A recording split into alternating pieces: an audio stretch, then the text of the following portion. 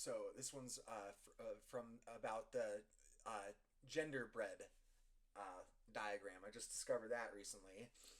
This was where it's fun being catching up with the online craziness of the world because I wasn't around during the whole woke 1.0 kind of thing. I heard the right wingers oh this is woke, that's woke kind of thing, weaponizing it, whatever. But I wasn't part of that. I wasn't part of anything online 10 freaking years ago or whatever. So it's been interesting being mentally healthy and catching up with some of these things because there's this whole woke 2.0 wave that's starting to come on.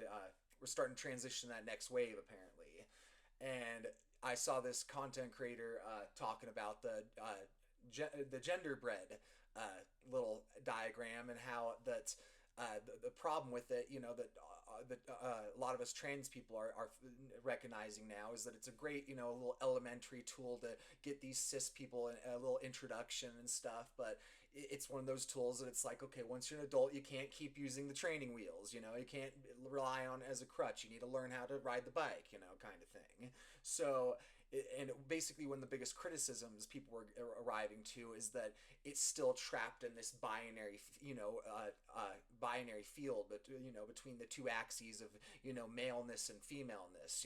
That even if you're non-binary, instead of you being placed outside of the box entirely or something, you're still inside this contrast. So it's interesting. So okay, let's just get into the script. Okay, so something's been bothering me for a while now. I've been seeing more and more of my trans and non-binary family starting to say it out loud, which tells me it's the right time to talk about it. The genderbread person is still too binary, and before anyone comes from me, I need you to stay with me because this is not what you think it is. This is not a right-wing talking point dressed up in queer language. This is not me throwing our community under the bus. This is me loving us enough to say we deserve a better map. I want to be upfront for where I'm coming from. I'm trans, I'm non binary, and for the first time in my life, generally for the first time, I'm mentally healthy, and that's not a small thing to say. I took a long time, and part of what got me here is something I call transdualism, a framework I've been talking about on my channel for over a year now. Almost 60 videos, a lot of them slept on, but whatever. But I keep on making them because I believe in what I'm building, even when the algorithm doesn't. And I'm bringing it to you now because there's something shifting in the cultural moment. There's a new wave forming. Some people are calling it woke 2.0, and I think if we don't stop and ask ourselves some hard questions before that wave fully arrives, we risk repeating the same mistakes that left us so vulnerable in the first place. I'm not here to cancel the progress we've made. I'm here to deepen it. So let's talk about the gingerbread person. What it got right. I want to stay in good faith here because that matters a lot to me. The genderbread person helped a lot of people. When it came out, it was genuinely useful to have a tool that said, look, these things are not the same. Gender identity is not the same as gender expression. Biological sex is not the same as is not the same as either. Okay, that was weird. I'll say biological not a thing is not the same sex as gender. Like that thing. I don't know. I got spun around there. It got spun around, or both of us got spun. But anyway, attraction is its own separate thing. For a lot of cis people, especially, that was revolutionary, and for some of us too, at a certain stage of understanding. And I'm not here to throw that away. But here's the thing about beginner tools: they become a problem when we start treating them like training wheels, and we start treating them like reality. And I think that's what's happened. Section 3, inside the irony inside the diagram. Here's what my trans family is reacting to, and I think they're right to react. Even when the genderbread person says gender is a spectrum, look at what the spectrum is between male and female, masculine and feminine. So even when it's trying to make space for us, it's still treating those two poles as heavy anchor points, the things everything else contrasts against, the gravitational center. And what does that make non-binary? A midpoint, a blend, a deviation, a special case, instead of just a way of being, a primary reality in its own right. That's the irony. A diagram designed to include us still organizes the whole map around the binary we're supposedly not confined to. I want to put a name to this: inclusive dualism.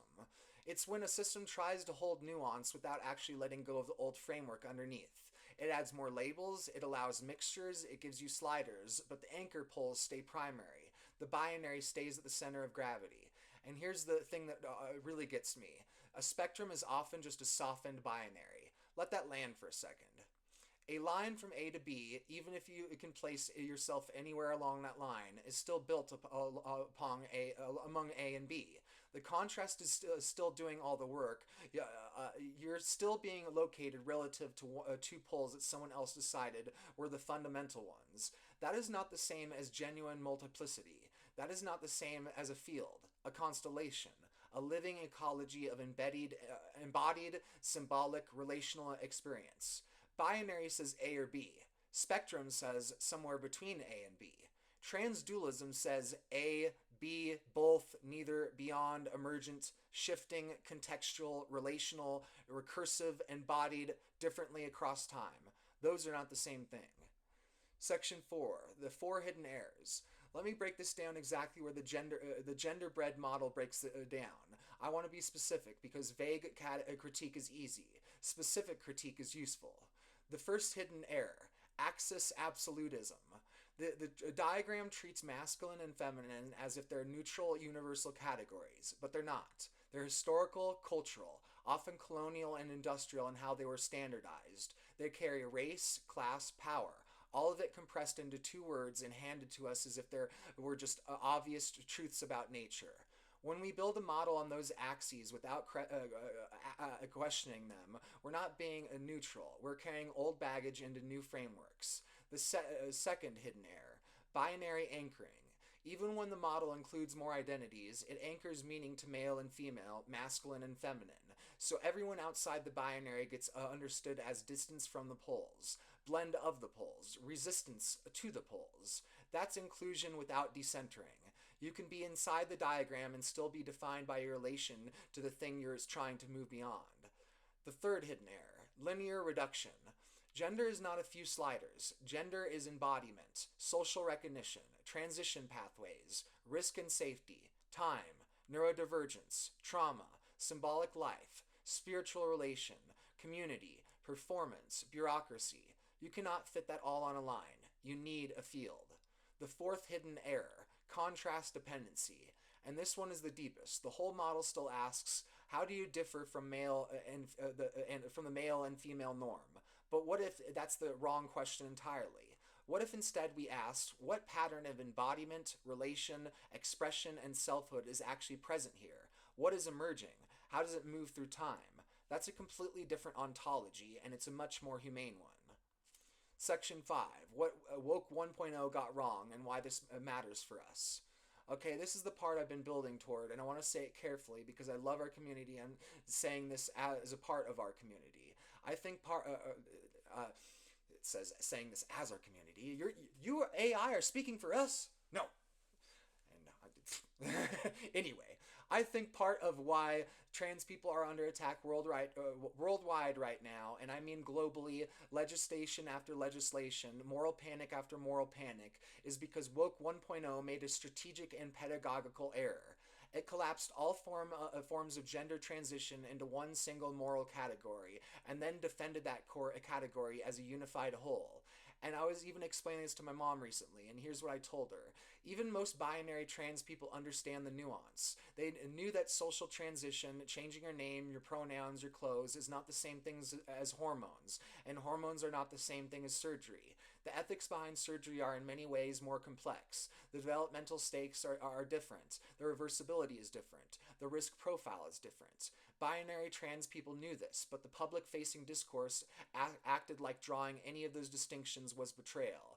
And when you refuse to differentiate in good faith, when you treat nuance as the enemy, bad faith systems seize the complexity and weaponize it.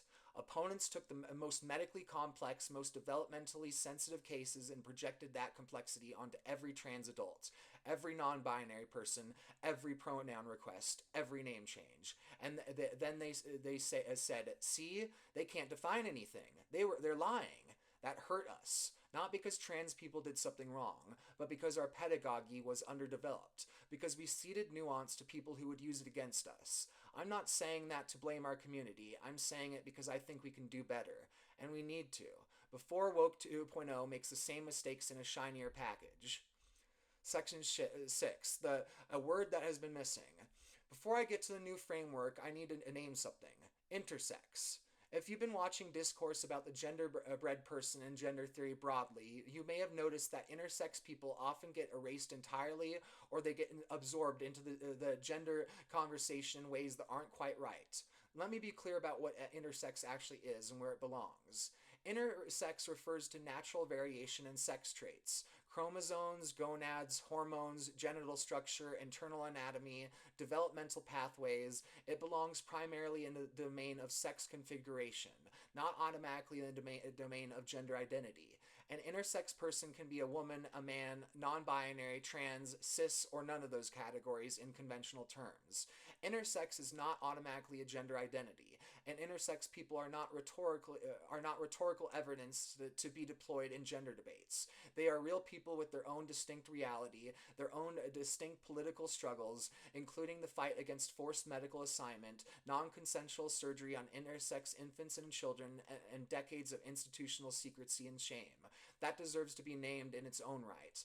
And at the same time, intersex realities do not matter for our broader conversation. Or do matter. What the hell? Man, it, yes, they do matter. Of course they matter. I'm not... Man, that was weird. See, that's where I'm saying, though. Some of these things, even the people versed in it, it's like there's this subconscious hive mind kind of Freudian slip mentality. Because it's like, I'm going, how the heck did I misread that? So there was no NT, there's no little, I'm like, or I'm being too hard on myself. It's like I do have, neurodivergence with reading. I have some dyslexia that comes in at times and stuff. So, I can do those things. But at the same time, I'm going, okay, maybe there's some subconscious hive mind kind of metaphysical thing going on. So back to it. At the same time, intersex realities do matter for our broader conversation because they show us that biological sex itself is not the clean, simple binary that binary absolutism requires. The lesson isn't that sex and gender are the same thing. The lesson is that both have been oversimplified in different ways. So here's the sentence I want us to carry. Not all intersex people are trans. Not all trans people are intersex. But both reveal the limits of simplistic binary models in different ways, with different stakes, and with their own distinct needs. And a model that doesn't account for both of those realities is not a complete model. Section 7, the framework, gender ecology. So what do we actually replace the genderbread person with? I'm calling it gender ecology, because I think gender is better understood not as a line, not even as a spectrum, but as a living ecology, multiple dimensions, interacting, shifting, none of which can be fully understood by reducing them to how much male versus how much female. Or if you want a visual, not a gingerbread body with sliders, a constellation. Multiple points in relation to each other, forming patterns, none of which is the center. Here are the 7 dimensions. And before I get to the 7 dimensions, really quick, it just says, what do we replace the gender person with? Again, we're not trying to replace the training wheels for the people that need the training wheels. We're just trying to teach the adults not to rely on the training wheels once they become, mentally mature, self-actualizing adults, okay, now you're at a next developmental pedagogical stage, you need the newer framework, so that's where we're getting to on with that. So the 7 dimensions. 1, sex configuration and embodied self-sense.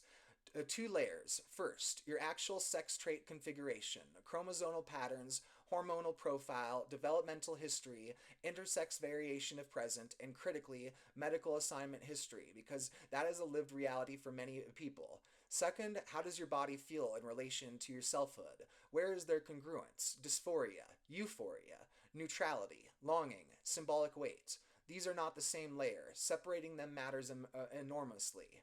2, identity language. Not which poles are you closest to, but which words are useful right now. Labels are adaptive interfaces, not metaphysical prisons. I love that. And as someone that's been getting into 2E cognitive science lately and recognizing the difference between propositional knowledge, the labels that we use, the definitions, versus the procedural knowledge, actually living that label, and these distinctions are hugely, hugely important. You can't have a self-help book help anyone, and none of them do help anyone, basically, because almost all of the self-help market is nothing but propositional knowledge. It's just the labels. Oh, you want to get into Heige and cozy up your life, and as American, light a candle and all your problems will be solved. Vast oversimplification, just complete reductionism, and we don't want that. So uh, so labels are adaptive interfaces, not metaphysical prisons. Everyone needs to learn that across the board. I don't care if you're cisgender, transgender, intersex. Everyone needs to start learning this, because I'm seeing a lot in the anti-intellectual spheres where people are saying that they hate labels, and I don't want to reduce it all into anti-intellectualism, because I'm noticing it in other spiritual spheres as well. Some people that are really into they've been living their life for decades. I'm living this procedural knowledge. I don't have the labels. I don't like labels because I'm living it. I get that, but labels are helpful for other people. And I think a lot of these people do understand that, but again, we just need more education, more pedagogy, more literacy on everything in life, because this is fascinating. So, yeah, back to number 2 of the identity language. Labels are adaptive interfaces, not metaphysical prisons. Woman, man, non binary, agender, gender fluid, trans feminine, trans masculine, two spirit, where culturally appropriate, xenogender, no label, contextual labels. These are tools. Sometimes they're shields, sometimes bridges, sometimes temporary maps. Ooh, I love that. They're tools, shields, bridges, and maps. That is very accurate. That's pretty freaking beautiful. Okay. So 3, expression constellations. Not a single masculine to feminine line, multiple aesthetic vectors, softness and sharpness, ornamentation and minimalism, rigidity, rituality and casualness, archetypal signatures, witch, knight, saint, trickster, prophet. That is so much richer than how masculine or feminine are you, because masculine and feminine were never equipped to carry all of what human expression actually is.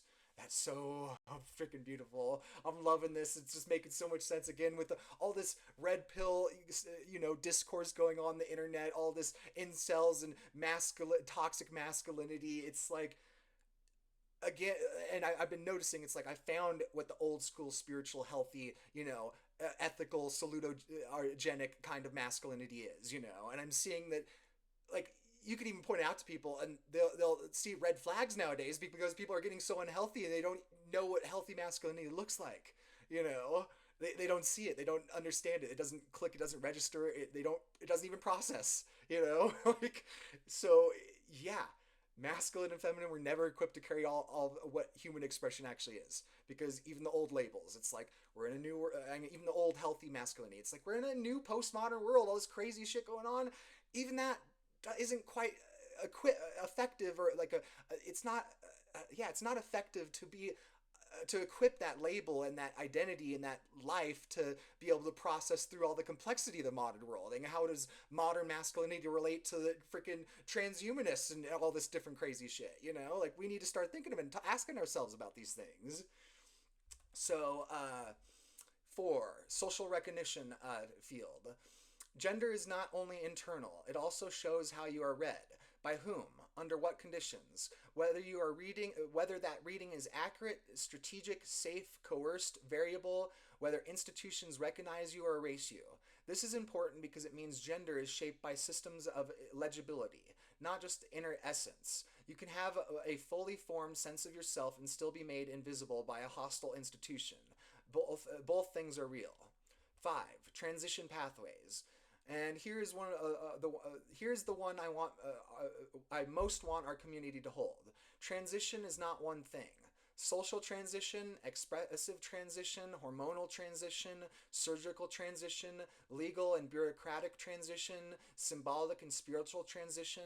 These differ in reversibility, permanence, risk, cost, developmental timing, social meaning, ethical complexity. Supporting someone's transition means understanding which kind of transition is being requested, what the stakes are, and what the context is. That is not gatekeeping, that is differentiation, and differentiation is how care becomes precise. 6. Relational orientation. Separate from identity, sexual attraction, romantic attraction, aesthetic attraction, gender envy, aspirational mirroring, identification, desire overlap.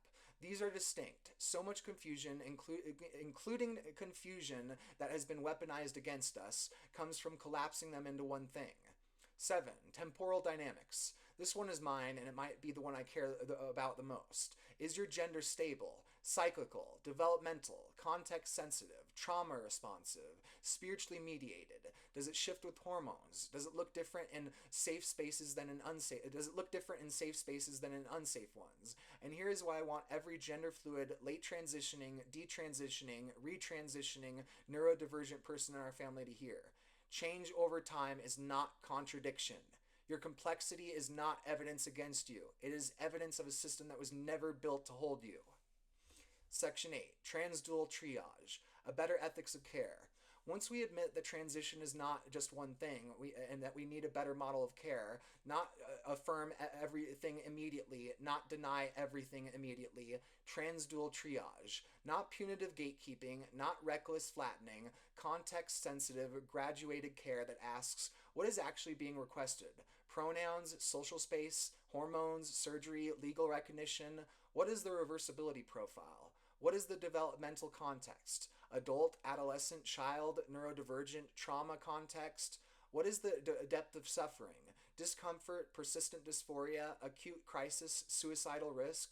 What support ecology exists? Informed care, community, family, safety, stable housing? And what is the least harmful next step right now? Not all or nothing, graduated, context-sensitive, humane. This is the model that protects everyone, including the most vulnerable people in our community, who have always paid the highest price when the discourse gets wrong. Section 9, a warning about Woke 2.0. I want to say this to everyone in our community who's watching. The cultural moment and thinking, we just need to rebrand. We just need to be smarter about how you present things. Please, please don't just put the same flattening and prettier language. Don't swap moral absolutism for aestheticized moral absolutism. Don't move from aggressive certainty to ironic certainty without actually building better conceptual architecture underneath. See, that one confused me a little bit. See, this is where I think that everyone's a little confused on Woke 1.0, Woke 2.0, or something, you know? Like, I don't know, because basically all I'm getting at right there is just that it's saying don't move from aggressive certainty to ironic certainty. Well, I think that, you know, like we're in the postmodern world, and Woke 1.0, yeah, was sincere, but we are in a postmodern world, so it did a lot of, you know, irony in it, I would imagine, at least. You know, again, I wasn't involved in any of that at the time, but... And from what I hear about Woke 2.0, at least when it comes to the political messaging side of things, is that it is advocating for increased aggression. So it almost seems like it would be flipped around the other way. You know, don't move from ironic certainty to aggressive certainty. But it's saying from aggressive certainty to ironic certainty. I don't know. But anyway, back to it. Because if Woke 2.0 doesn't develop better systems literacy, better differentiation, better care frameworks, better honesty about complexity, it will repeat the same mistakes, and our community will again be the ones paying the price. We built something real. We built it on a shaky foundation. Now is the time to fix the foundation, not redecorate the house. So here's what I'm actually asking. I'm asking for our trans family, all of us, to hold two things at once. Our existence is valid, our complexity is valid, our need for care, recognition, safety, and dignity is valid. None of those are up for debate. And we deserve better maps, better pedagogy, better frameworks that can hold our full reality without flattening it. We don't protect trans people by collapsing our complexity into talking points. We protect trans people by understanding them better. Or by understanding us better. Yeah, by understanding us better. I like that. We protect trans people by understanding us better. That sounds so relevant because that's where, you know, I'm non-binary. I've never been part of the community or anywhere on the social community online or anything, so I haven't been aware of any of this shit really for the most part. And that's where I'm getting into understanding more of you know, the neurotypical perspectives, the social perspectives, the cultural perspectives, the identity perspectives. You know, I'm getting into the different perspectives, you know, broadening my horizons, you know, understanding, okay, I'm an empath, let me empathize, okay, you know, like, so I like that one right there, you know. So We don't protect non-binary people by treating non-binary people as a midpoint between two binary poles. We protect non-binary people by building models where we are primary, not derivative. We don't honor intersex people by using their reality as a rhetorical shortcut. We honor them by naming their specific struggles and listening. We don't defend the most vulnerable trans youth by pretending all forms of transition carry the same ethical stakes. We defend them by being precise enough that hostile systems cannot weaponize our imprecision. This is the work. This is what I've been trying to build on this channel for over a year. And if it resonates with you, share it, please, because the people doing this kind of deep systems thinking in our community are still being slept on. And if you have thoughts, if you push back, if you have additions, if this sparks something for you, I want to hear it. The comments are open. This is a conversation, not a lecture. We're trying to build something together. From gingerbread to constellation. Let's go. And that's the end of my little film script right here. But I do have to add one little thing onto this because I feel like it's relevant to this and just sort of interesting. And I could probably make a whole video on this separate by itself, but I really want to just wedge this in here. And that's that I've been recognizing this past year that if I didn't find my transdualistic systems thinking, my cognitive framework, my faith system, I would most likely be trying to, go the transition route now. I know like what side of history I'm on, where things are going, that kind of thing. And it's like, yeah, I'd be with the women. I'd be doing the hormone replacement therapy, like maybe not the surgery, but I'd definitely be doing the hormone replacement therapy. But since I found my system, it's like, nah, I'm good. I'm good with my body. I'm good with my euphoria and dysphoria. I'm good with it all, man. It's the mess of reality, It's that Japanese kintsugi, the melting the gold in between the cracks of the pottery, Like, yeah, when you're a perfectionist, when you have OCD, you may focus on the cracks and hate the whole picture, but that's where you just need to gain some artistic literacy and recognize that, you know what? The imperfections are what make it the perfection, Like, and basically what I'm getting at with that, though, that is so damn fascinating is I have been noticing hardcore that the algorithms online straight up think I'm a transgender woman. Like, straight up. But all the time. It's always like, it thinks I'm a transgender woman, and it's going, you are a gay transgender woman, and you need to date other transgender women. And I'm not gay, but if I ever meet some transgender woman that's healthy in this crazy reality, like, I'm not opposed to that. I'm more just recognizing that, oh my God, there's so much trauma going on in the world, so much shit that they're going through, that it's like, I don't want to meet the one that's never gone through trauma and is so pompous and oblivious and rich and privileged, but I don't want to meet the one that's gone through all this trauma and is, creating an unhealthy relationship for both of us. It's like, and that's a sad thing, because that means that there's a chilling effect going on in the dating world with the trans community. And that's fucked, man. I'm just like, we need to work on all of this stuff, people. Come on. We need to work and make, we need to work on freaking being humane and ethical and, abiding by human rights and not letting tyrants and leaders just throw away our human rights and burn our constitutions and everything. Come on. Like, worldwide citizens, we need to wake up and we need to lead. This is insane. But anyway, that's just my little video on this, moving past the genderbread person, not moving past as a whole, as a species. Again, developmental stages, once you get into this, you recognize it's not ageism, it's reality, it's maturation, it's neurodivergence. I recognize that me being a 2E neurodiverse person, I'm a retarded genius. Feel like I'm still 15, but I also feel like I'm now 50, and it's like, well, how, processing that is a wild experience. Most people probably don't experience that kind of quality of state in life, that how the hell do I feel like I'm a kid, but I also feel like I'm an old ass man. Like, I'm 32, I'm feeling the aging in my body, but I still got all this creative capacity, all this, imagination in my head that all these adults lose. I don't know. It's wild and fascinating. But anyway, I hope this resonates with some of you. And, I don't know what will happen, but hopefully it resonates. Hopefully it leads to some growth or change or healing in positive directions.